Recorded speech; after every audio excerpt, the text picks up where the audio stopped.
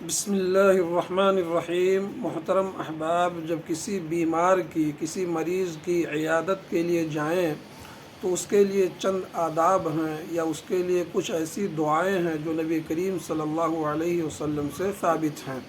مریض کے پاس جا کر کے ان دعاؤں کو پڑھنا چاہیے اور مریض کو تسلی دینا چاہیے۔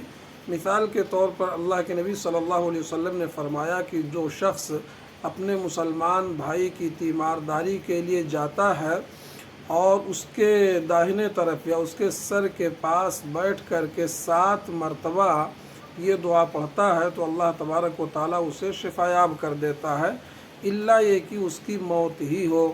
وہ دعا کون سی ہے؟ پہلی دعا ہے، اللہ کے نبی صلی اللہ علیہ وسلم جب کسی بیمار کی تیمارداری کے لیے جاتے تھے تو پڑھتے تھے، اسأل اللہ العظیم رب العرش العظیم ان یشفیک، یعنی میں بزرگ و برتر اللہ اور عظیم عرش کے رب سے سوال کرتا ہوں کہ وہ تجھے شفا سے نوازے۔ یہ دعا اللہ کے نبی صلی اللہ علیہ وسلم 7 مرتبہ سر کے پاس بیٹھ کر کے پڑھتے تھے۔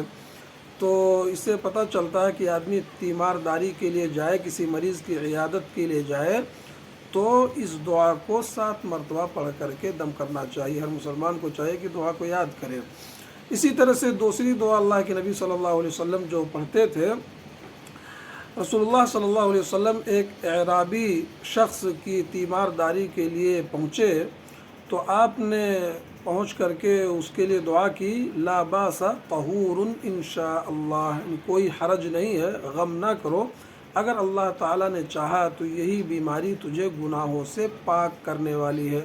تو یہ دوسری دعا ہے جو اللہ کے نبی پڑھتے تھے۔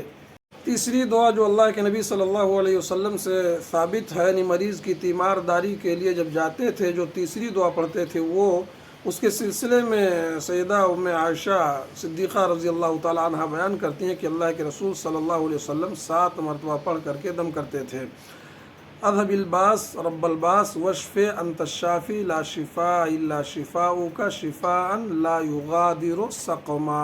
یہ تیسری دعا ہے، اس کو پڑھ کر کے اللہ کے نبی صلی اللہ علیہ وسلم دم کرتے تھے۔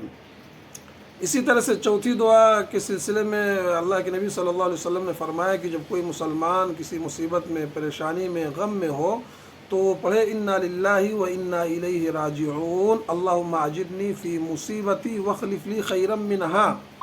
یہ چوتھی دعا ہے۔ اسی طرح سے 5ویں دعا ہے، اعوذ بعزت اللہ و قدرتہ من شر ما اجد و احاذر۔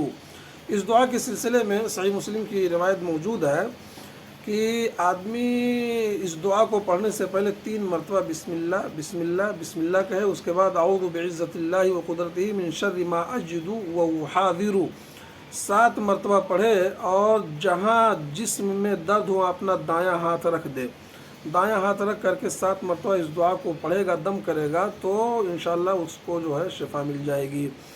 اسی طرح سے ایک دعا، اعوذ بکلمات اللہ التامات من کل شیطان وہامۃ ومن کل عین لامۃ۔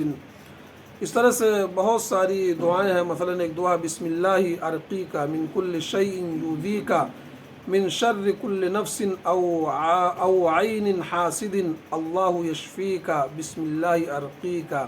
اس طرح کی دعائیں ہیں۔ بہرحال مختلف روایتوں سے دعائیں ثابت ہیں، تو مریض کی عادت کے لیے آدمی جائے تو دعا دے۔ اللہ تعالیٰ ہم سب کو عمل کی توفیق دے، آمین۔